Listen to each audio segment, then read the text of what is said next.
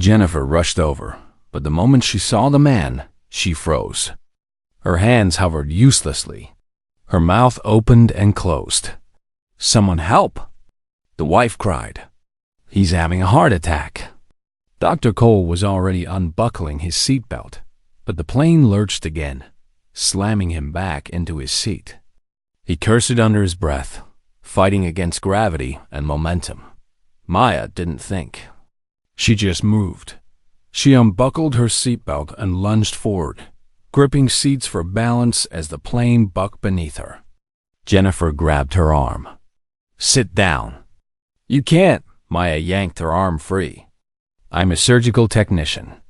Let me through." For the first time, Jennifer's mask shattered completely. Fear flooded her eyes. Maya didn't wait for permission. She pushed past and dropped to her knees beside the man. His pulse was thready, his breathing shallow. She'd seen this before cardiac arrest, maybe seconds away. "Sir, can you hear me?" She pressed 2 fingers to his neck.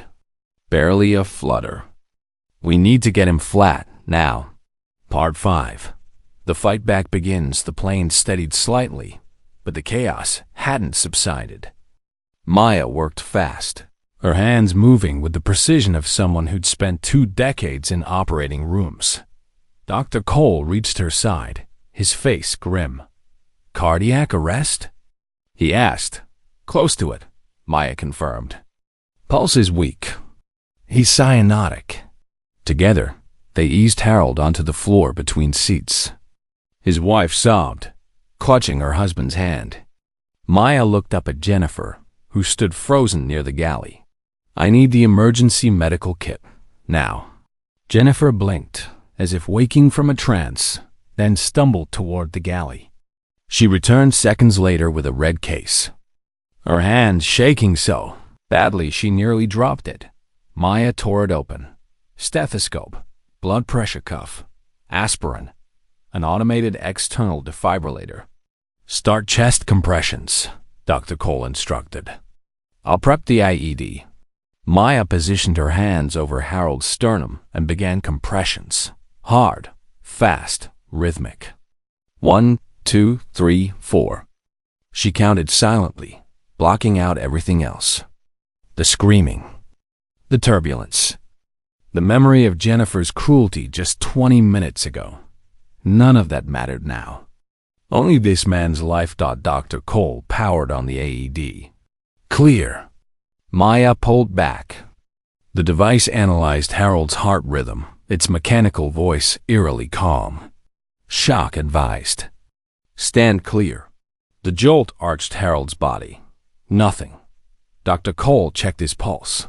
Again, Maya said, resuming compressions. The plane shuddered again, harder this time. Equipment slid. People shouted. But Maya didn't stop. She COULDN single quotes T.30 compressions. 2 rescue breaths. 30 more.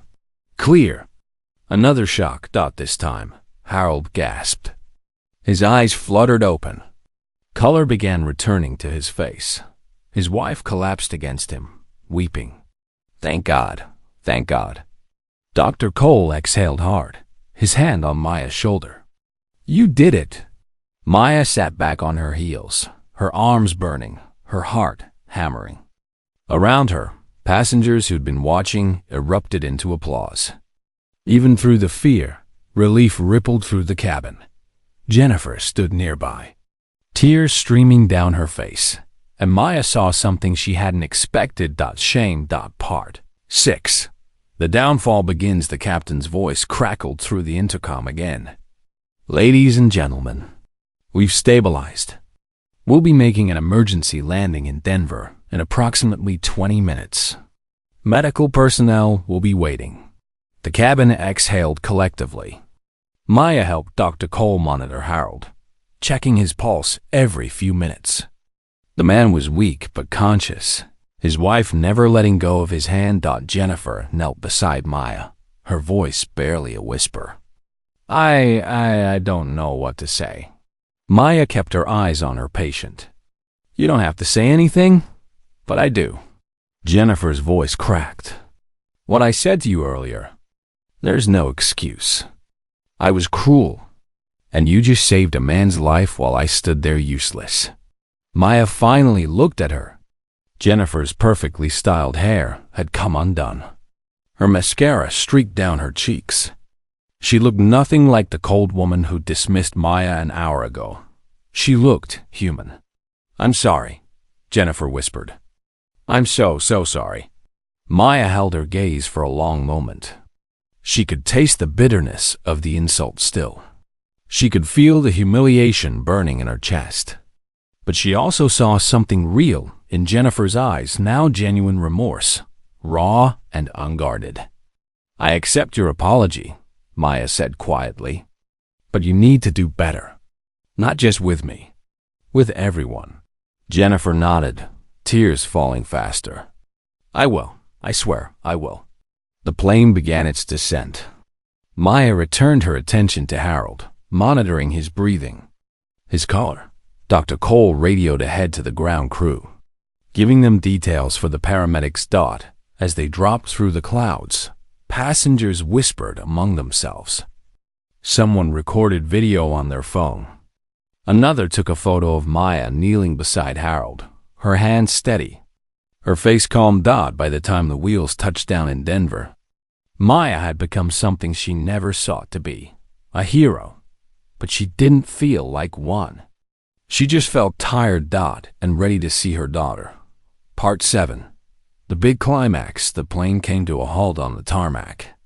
Within seconds, paramedics rushed aboard. Maya and Dr. Cole briefed them quickly: timeline, symptoms, interventions. Harold was loaded onto a stretcher, his wife clutching the paramedic's sleeve, thanking Maya over and over through her tears. You saved him, she kept saying. You saved my Harold. Maya squeezed her hand gently. He's strong. He'll be okay. As the medical team wheeled Harold away, the cabin buzzed with energy. Passengers approached Maya, shaking her hand, asking for her name. A businessman handed her his card. A mother with 2 children thanked her for showing her kids what courage looked like. Jennifer stood near the galley, watching everything unfold. She approached slowly, hesitantly, as the crowd around Maya thinned. The captain wants to speak with you, Jennifer said softly. And so does my supervisor. I already told them what happened. What I said to you. Maya's eyebrows rose. You told them? Jennifer nodded, fresh tears brimming. Ma, I reported myself. I won't let you carry that burden alone. What I did was wrong, and I need to own it. Before Maya could respond, a tall man in a pilot's uniform appeared, Captain Harris himself. He extended his hand. Miss Johnson, I owe you a debt of gratitude. You kept a passenger alive when my crew faltered. That takes extraordinary skill and courage. Maya shook his hand, feeling the weight of the moment settle over her. I just did what I was trained to do. That's more than most, Captain Harris said. He glanced at Jennifer. I've been briefed on the earlier incident. On behalf of the airline, I apologize. That behavior is unacceptable, and there will be consequences. Jennifer's face crumpled, but she didn't protest. She simply nodded. Maya looked between them. The captain's firm resolve, Jennifer's broken repentance. Justice was unfolding, but it didn't feel triumphant. It just felt necessary. I appreciate that, Maya said. But what I really want is to make my connecting flight to Seattle. My daughter's waiting. Captain Harris smiled. We'll make sure you get there. First class, of course. With our deepest apologies. As Maya gathered her belongings, Dr. Cole approached one last time. You're remarkable, he said simply. Maya smiled, genuine warmth breaking through her exhaustion. So are you, Doctor. Thank you for having my back. Always, he replied, and Maya believed him. Flight attendant slapped black woman in first class. Minutes later, she saved the entire plane. Part 1. The calm before the storm. Maya Johnson settled into seat 2 with a quiet exhale. First class. She'd never flown first class before, not in all her 38 years. The leather seat felt like butter beneath her, and the cabin smelled faintly of lavender and expensive coffee. She smoothed down her navy blue blouse, the one she wore to church, and tucked her small purse under the seat in front of her. This flight to Seattle meant everything. Her youngest daughter, Kayla, had been accepted into a medical program, and Maya had saved for 2 years to afford this visit. The ticket upgrade was a birthday gift from her eldest, Marcus, who'd scraped together his savings despite Maya's protests. "You deserve something nice, Mama," he'd said. Maya didn't feel like she deserved much. She was just a woman who worked double shifts at St. Mary's Hospital as a surgical technician, who clipped coupons and prayed every night. But today, for once, she allowed herself this small luxury. Across the aisle, a middle-aged white woman in pearls glanced at Maya, then looked away quickly. Maya had seen that look before, the flicker of surprise, the subtle reassessment. She didn't let it bother her. She'd learned long ago to carry her dignity quietly. The flight attendant appeared then, tall and blonde, her smile crisp as her uniform. Her name tag read Jennifer Walsh. She moved through the cabin with practiced grace, offering champagne and warm towels to the other passengers. When she reached Maya, the smile dimmed. "Can I see your boarding pass?" Jennifer asked, her tone cooler now. Maya blinked. "Oh, of course." She pulled it from her purse and handed it over.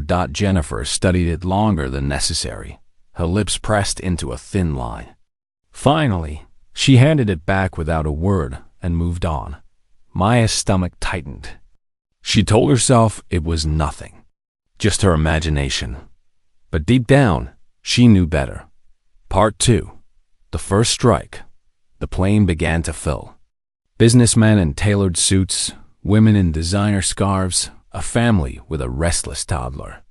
Maya watched them settle in, feeling strangely out of place despite her valid ticket resting in her lap. Jennifer Walsh moved through the cabin again, this time with a tray of pre-flight beverages. She stopped in every row, her voice warm and welcoming. "Champagne? Sparkling water? Orange juice?" She skipped Maya entirely.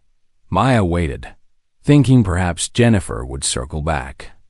But the flight attendant moved toward the galley without so much as a glance in her direction. The woman in pearls across the aisle sipped her champagne, and Maya felt heat rise to her cheeks. She told herself to let it go. It wasn't worth making a scene. But then Jennifer returned, and this time she stopped directly beside Maya's seat. Her expression was cold, almost annoyed. "Excuse me, ma'am," Jennifer said, her voice loud enough that nearby passengers glanced over. "Are you sure you're in the right seat?" Maya's heart dropped. "Yes, I showed you my boarding pass. I need to see it again." Maya's hands trembled slightly as she retrieved the pass once more. Jennifer snatched it, examined it with exaggerated scrutiny, then thrust it back. "You need to stay in your seat during takeoff," Jennifer said sharply, though Maya hadn't moved an inch. "I understand," Maya replied softly. Jennifer leaned closer, her voice dropping to a hiss that only Maya could hear. "People like you shouldn't be up here. You probably used points you didn't earn." The words landed like a slap. Maya froze, her breath caught somewhere between shock and hurt. She wanted to respond, to defend herself, but her throat had closed up. All she could do was sit there, feeling the weight of every eye that had turned toward them. Jennifer walked away, her heels clicking sharply against the cabin floor. Maya stared at her hands, fighting back tears. She hadn't done anything wrong. She'd worked hard, saved carefully, and now this woman, this stranger, had reduced her to nothing with a single cruel sentence. The plane began to taxi, and Maya closed her eyes. She prayed for strength. Part 3. Turbulence and tension. The flight leveled off at 35,000 feet. and the seatbelt sign blinked off.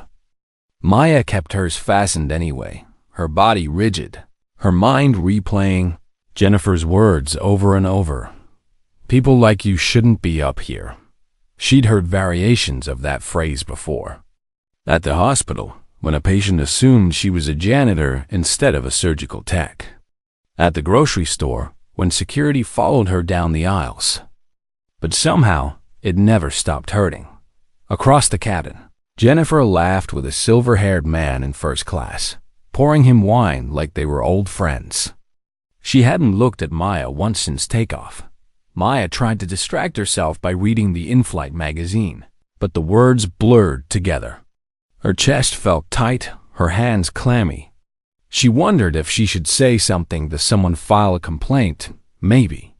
But who would believe her? She had no proof. Just her word against a woman in a pressed uniform with a practiced smile. Then, from the row behind her, a man's voice broke through her thoughts. That was uncalled for. Maya turned slightly. A black man in his 50s, dressed in a business suit, leaned forward. His name tag from a lanyard peeked out. Dr. Raymond Cole, Cardiology. "I heard what she said to you," he continued, his voice low but firm.